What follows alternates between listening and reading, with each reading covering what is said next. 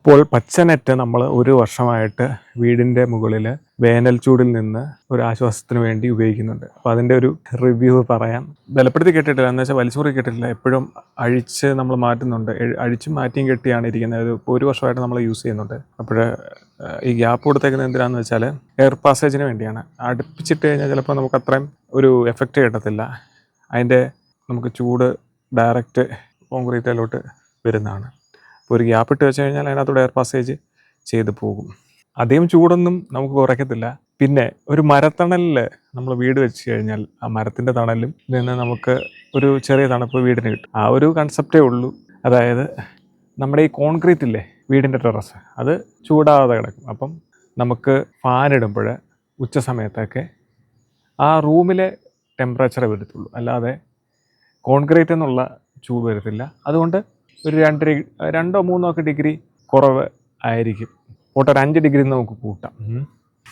പിന്നെ ഹ്യൂമിഡിറ്റിയൊക്കെ ഉണ്ടെങ്കിൽ നമുക്ക് ഉഷ്ണം എടുക്കും. ഹ്യൂമിഡിറ്റി എന്ന് വെച്ചാൽ നമ്മുടെ അന്തരീക്ഷത്തിൽ ജലാംശം ഉണ്ടെങ്കിൽ നമുക്ക് വിയർത്താലും ആ വിയർപ്പ് നമ്മുടെ ശരീരത്തിൽ ഇരുന്നുകൊണ്ട് നമുക്ക് ഒരു അസ്വസ്ഥത ഉണ്ടാകും. അതായത് വിയർപ്പിൻ്റെ നമ്മുടെ ശരീരം തടക്കണമെങ്കിൽ അതിനൂടെ പറഞ്ഞേക്കാം. നമ്മുടെ വിയർപ്പ് അന്തരീക്ഷത്തിൽ ബാഷ്പീകരിച്ച് പോകുമ്പോഴേ അതിൻ്റെ ഒരു തണുപ്പ് വെച്ചിട്ടാണ് നമുക്ക് ചൂടിൽ നിന്ന് ആശ്വാസം ലഭിക്കുന്നത്. അപ്പോൾ ഈ ഉഷ്ണമുള്ള സമയത്ത് വിയർപ്പ് വന്നിട്ട് അവിടെ കവറായിട്ടിരിക്കത്തേ ഉള്ളൂ, ബാഷ്പീകരിച്ച് പോകത്തില്ല, ഒരു പുഴുങ്ങിയ അവസ്ഥ. അങ്ങനെയുള്ള ആ ഒരു സമയമുണ്ടല്ലോ ഈ അന്തരീക്ഷത്തിൽ മഴക്കോള് നീക്കുക, വേനൽ ചൂടോടെ വന്നു കഴിഞ്ഞാൽ അടിപൊളിയായിരിക്കും. അടിപൊളിയെന്ന് മീൻസ് ഭയങ്കര ബുദ്ധിമുട്ടായിരിക്കും. അപ്പോൾ അങ്ങനെയുള്ള സന്ദർഭത്തിൽ ഈ പച്ചനെറ്റ് കെട്ടിയിട്ട് നമുക്ക് ഫാനിൻ്റെ അടിയിൽ ഇരുന്നാലൊന്നും ആശ്വാസം ലഭിക്കത്തില്ല. പിന്നെ നല്ല ഹെവി ആയിട്ടുള്ള ചൂടുള്ളപ്പോൾ കോൺക്രീറ്റ് ചൂടാവത്തില്ല. അപ്പോൾ നമുക്ക് ആ റൂമിലുള്ള ടെമ്പറേച്ചർ എത്രയാണോ ആ ടെമ്പറേച്ചറിൽ നമുക്കിരിക്കാം. വലിയൊരു കോൺക്രീറ്റ് എന്നുള്ള ചൂട് വരത്തില്ല. അതാണ് എൻ്റെ ഗുണം. ഇത് 90 ഷെയ്ഡാണ്, 90% ഷെയ്ഡുള്ള പച്ചനെറ്റാണ് നമ്മൾ യൂസ് ചെയ്തേക്കുന്നത്. 50% ഉണ്ട്. അപ്പോൾ 90% എന്ന് പറഞ്ഞാൽ 90% തണലാണ് നമുക്ക് ലഭിക്കുന്നത്. ചെറിയ സുഷിരങ്ങളേ ഉള്ളൂ. അപ്പോൾ അത്രയും സൂര്യപ്രകാശം നമ്മുടെ കോൺക്രീറ്റിൽ അടിക്കത്തില്ല, പുറത്തടിക്കില്ല.